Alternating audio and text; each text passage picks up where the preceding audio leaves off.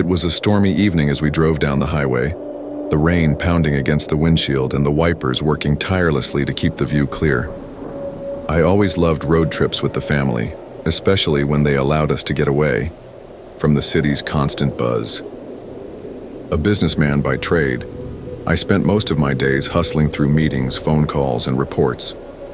But on trips like these, I could unwind with the simple pleasures: a cold iced tea in hand and a plate of grilled chicken, my favorite comfort food for long drives. Tonight, the storm seemed to be in sync with my restless mind. The pitter-patter of rain on the roof had a strange way of easing my thoughts, but there was still a sense of unease in the air. We had been driving for hours, and the kids were starting to get restless. My wife, Elena, sat quietly next to me, occasionally checking on the kids who were in the back seat, quietly passing the time with their gadgets. The kids were looking forward to the stop at a little town up ahead. It would be a quick pit stop for food and to stretch our legs. I always found peace in these little escapes from the grind, and tonight, despite the storm, I was determined to enjoy it. I took a sip of my iced tea, the cold drink a soothing companion, against the growing heat of the car's interior. The storm intensified as we neared a more isolated stretch of the highway. The visibility dropped, and the heavy rain made everything seem more distant. It was just the kind of setting that put you on edge, a stretch of road where you could feel how isolated you were. No other cars in sight, just the rhythmic swish of the wipers. Then without warning, we came upon it, a roadblock ahead. I slowed down, instinctively gripping the wheel tighter. The barricades were flimsy, but enough to stop anyone from continuing down the road. 2 men stood behind them, the rain pelting down on them, and I could barely make out their faces in the dim light. One of them stepped forward, holding a flashlight that glinted off the wet road.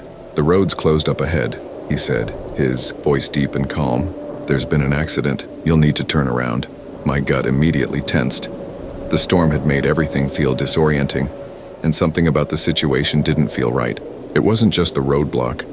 It was the men's lack of urgency, standing there so casually in the middle of nowhere, blocking the way without any explanation. "Are you sure about this?" I asked, my voice steady, but a little too tense, for my own liking. He gave a nod.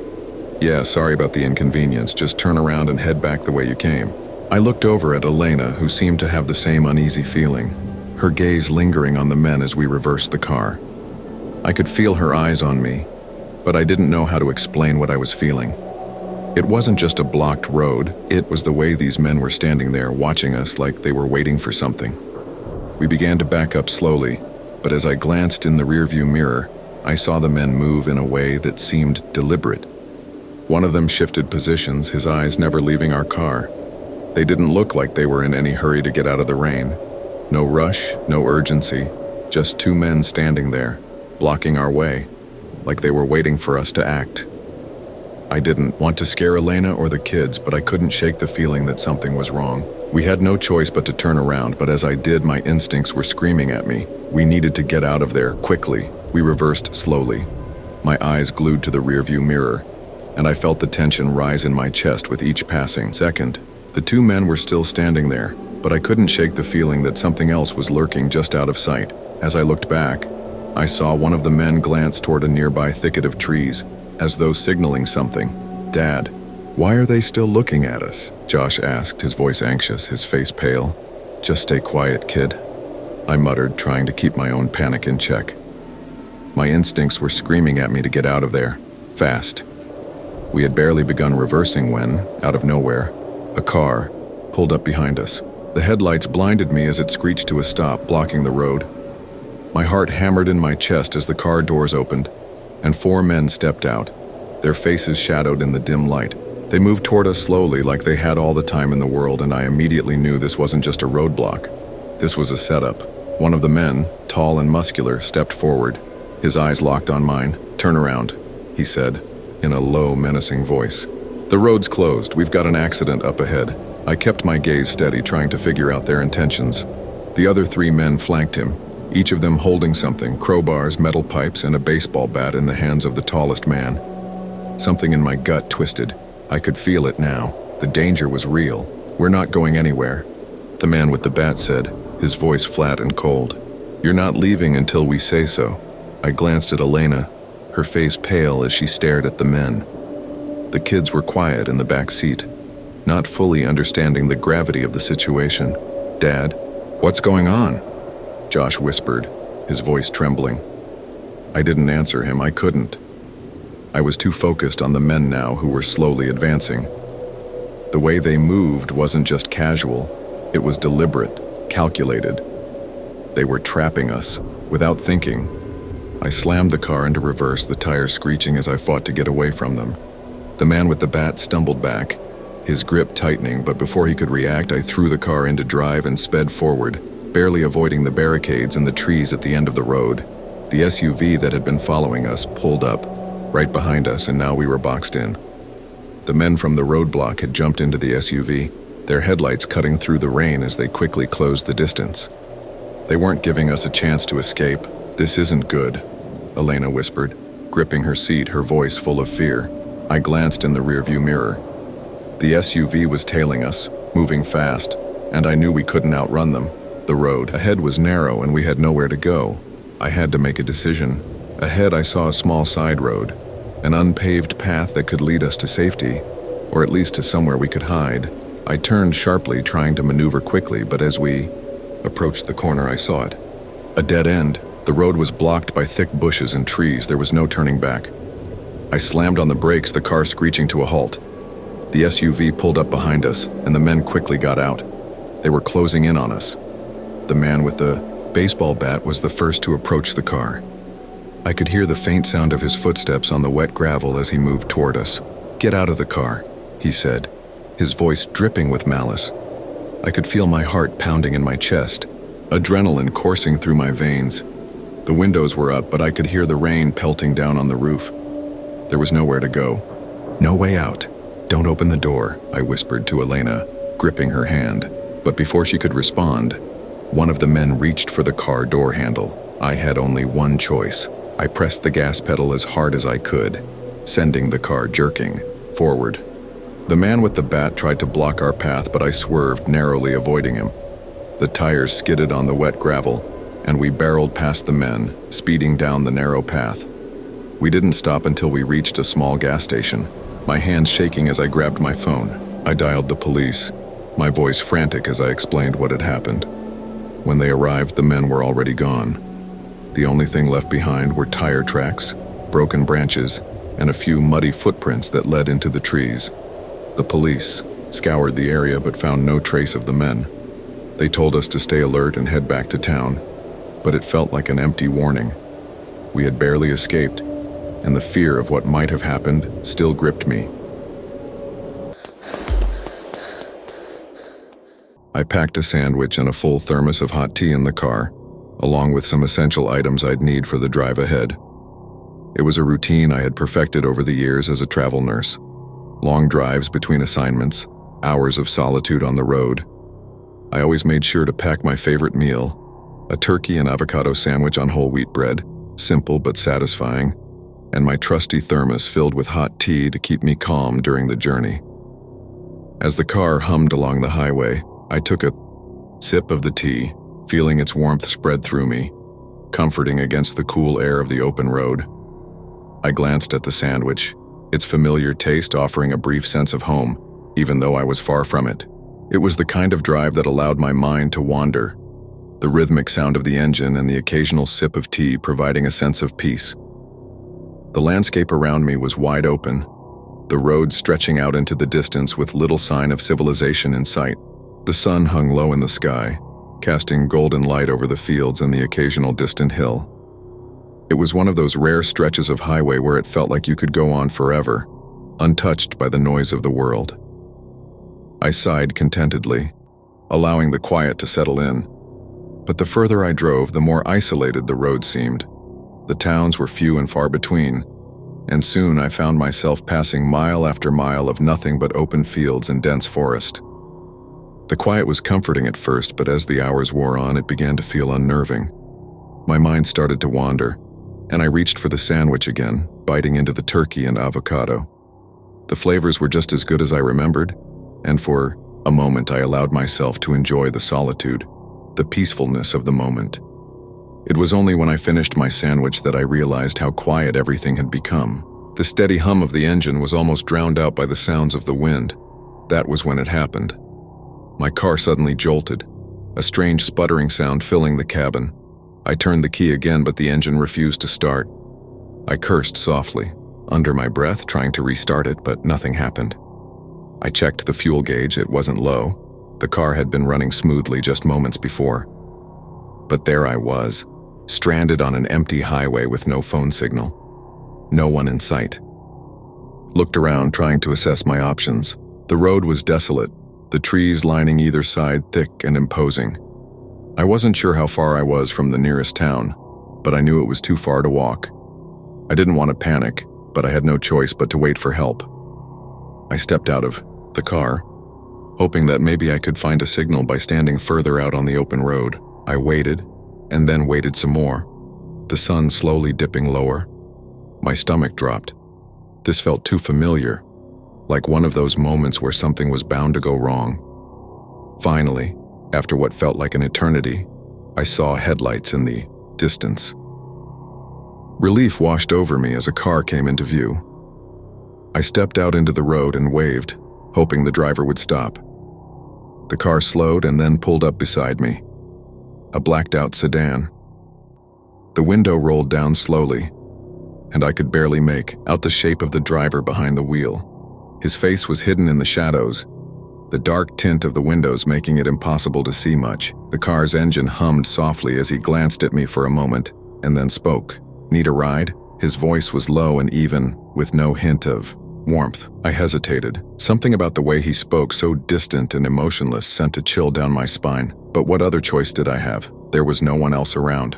No other cars. My phone had no signal, and I was in the middle of nowhere. I nodded, trying to push aside the unease gnawing at me. "Yes, I've broken down," I explained. "Can you take me to the nearest town?" He nodded once and after a brief moment said, "Get in." The car pulled away, its engine humming softly as we drove further down the winding road. I glanced over at the driver, but his face was still, hidden in shadow, the blacked-out windows offering no clues as to who he was or what his intentions might be. The silence in the car was suffocating, thickening with every passing second. I tried to push the unease to the back of my mind, telling myself he was just a kind stranger offering help. But the more I sat there, the less certain I felt. I tried to break the silence by speaking again. "So, how far is the nearest town?" I asked, my voice tentative. Nothing. No answer. Just the quiet hum of the car and the occasional flicker of passing trees outside the window. My eyes flicked to the rearview mirror, but there was nothing behind. Just the endless stretch of road and the occasional flash of my reflection in the darkened glass. "Where are we headed?" I asked again, a little louder this time, my voice carrying a slight edge of nervousness. Still no response. I began to feel like I was talking to a brick wall. Every instinct in me screamed that something wasn't right. I had been in enough isolated situations to recognize the telltale signs of something off. His silence, the tension in the air, the complete lack of acknowledgement of my attempts to converse. It felt like he was intentionally keeping things quiet, leaving me alone in my thoughts. The road around us had become even more desolate, the trees towering on either side, casting deep shadows that made everything feel darker. There was a growing sense of isolation, of being completely cut off from the world. The sun had dipped lower in the sky, and I could feel the temperature dropping. I glanced at the man again, wondering what kind of person would offer a ride but then refuse to speak, refuse to engage. My pulse quickened as the minutes ticked by, and I could feel the car's steady pace as it moved deeper into the wilderness. The unease that had started as a small niggle at the back of my mind was now a full-blown knot in my stomach. "Please," I said, my voice shaking slightly. "You're not even going to tell me your name?" His eyes remained fixed on the road, his grip on the wheel unyielding. It was as if my question had never even reached him. My breath caught in my throat as I turned to look out the window, trying to find something to focus on, something to break the tension. But there was nothing, just endless stretches of empty road and the growing weight of my anxiety. I could feel it now, the real danger creeping in. It was subtle at first, his silence, the darkened car, but now it was undeniable. I was alone with a man who didn't want to talk, who wasn't offering any comfort, only the unnerving silence that made every second feel like an eternity.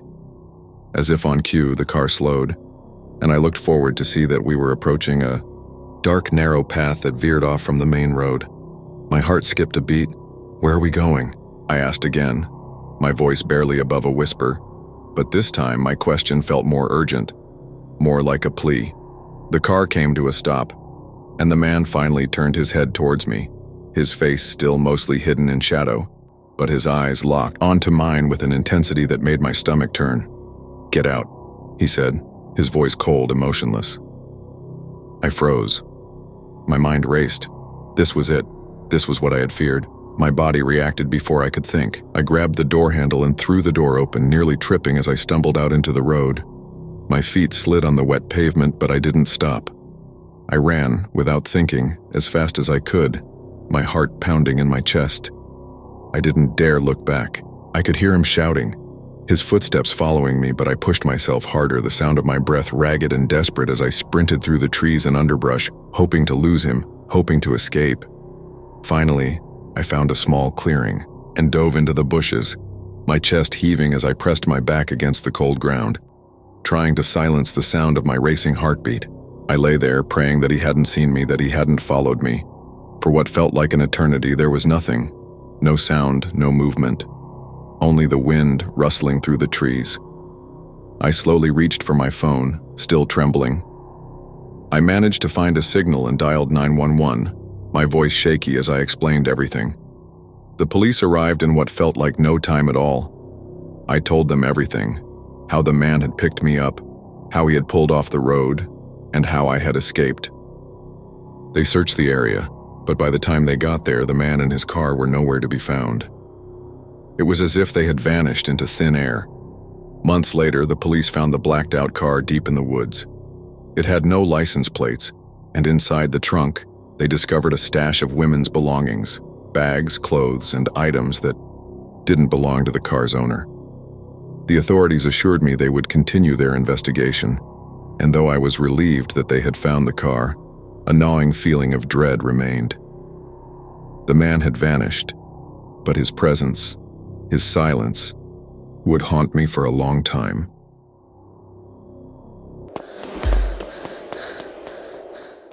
The rain was coming down in sheets, hammering against the windshield as we drove down the deserted highway.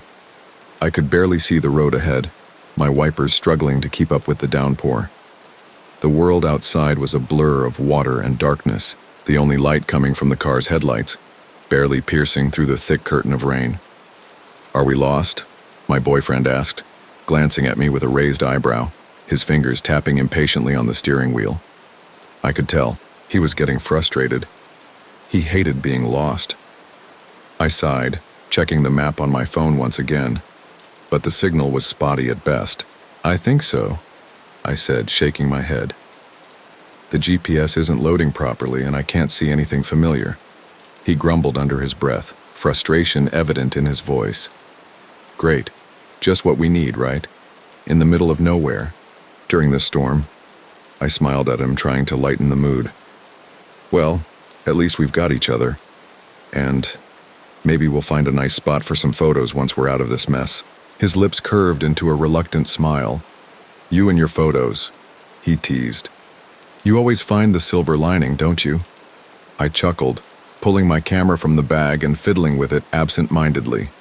Photography had always been my escape, my way of capturing moments in time. I loved spontaneous adventures like this one, even when things went awry.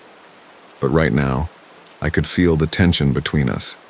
Everything about this trip was turning out to be more difficult than I'd imagined. Just then, a light appeared in the distance, flickering through the rain. My eyes narrowed. "Look, there's a diner up ahead," I said, pointing at the faint glow.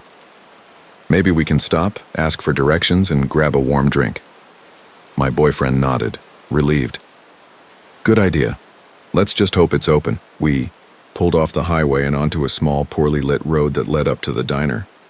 As we got closer, I noticed that the diner was the only building for miles, isolated and surrounded by thick trees. The neon sign flickered above, open, glowing dimly in the storm. Doesn't look like anyone else is around, I said, eyeing the empty parking lot. Feels a little eerie. Yeah, but it's better than staying out there in this rain, he replied, pulling the car into a parking spot. Let's go see if they've got any coffee. We stepped out of the car and the rain instantly soaked us. The diner was old-fashioned, with a large window facing the road. The lights were on, but the place looked deserted. We pushed open the door, the bell above it jingling as we stepped inside. "Hello?" I called out, but there was no answer. The diner was eerily silent, except for the soft hum of a fridge somewhere in the back. My boyfriend stepped in beside me, looking around. "I don't like this," he muttered. "No one's here, but the lights are on." I could feel the same unease settling in. It was as if we had walked into a place that wasn't meant to be found. The air inside was thick, damp, and the low murmur of the rain outside only added to the strange atmosphere. "Weird," I whispered. "Let's just ask for directions and leave."